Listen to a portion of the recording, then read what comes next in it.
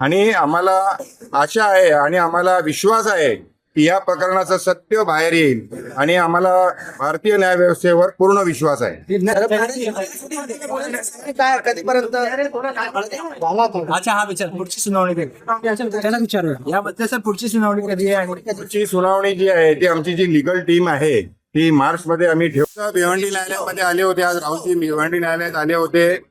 आज त्यांच्या जामिनासाठी महाराष्ट्र प्रदेश काँग्रेस कमिटीचे जे प्रेसिडेंट आहेत हर्षवर्धन सकपाळजी, आज आम्ही त्यांचे बेलचे पेपर माननीय भिवंडी न्यायालयासमोर प्रस्तुत केलं आणि कोर्टाने ते ऍक्सेप्ट केलेलं आहे.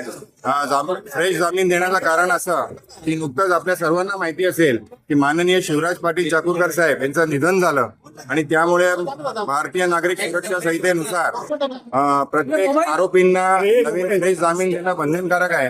त्यामुळे आपले भिवंडीचे न्यायाधीश वळसे साहेब यांनी तसा आदेश दिला की तुम्ही नवीन जामीन द्यावं आणि मग न्यायालयाच्या आदेशाप्रमाणे व भारतीय नागरिक सुरक्षा संहितेप्रमाणे आम्ही फ्रेश जामीन आज सबमिट केलं आणि भिवंडी न्यायालयाने ते ऍक्सेप्ट केलेले आहे. सदरचं प्रकरण हे हिअरिंगला आहे आणि आज साक्षीदार नंबर 2 अशोक सायकर यांची उलट तपासणी होणार होती, परंतु आजच्या दिवशी आम्ही हे जे बेल बॉन्ड संदर्भात जो आहे जामिनाची प्रक्रिया आज ती आम्ही भिवंडी न्यायालयामध्ये पूर्ण केली आणि त्याप्रमाणे राहुलजी स्वतः भिवंडी न्यायालयात हजर राहून बॉन्डवर सह्या केले आणि आता त्यांनी प्रस्थान केलेलं आहे. तर आम्हाला सदरचं प्रकरण जे आहे हे जलद गतीने आमच्या भिवंडी न्यायालयामध्ये सुरू आहे.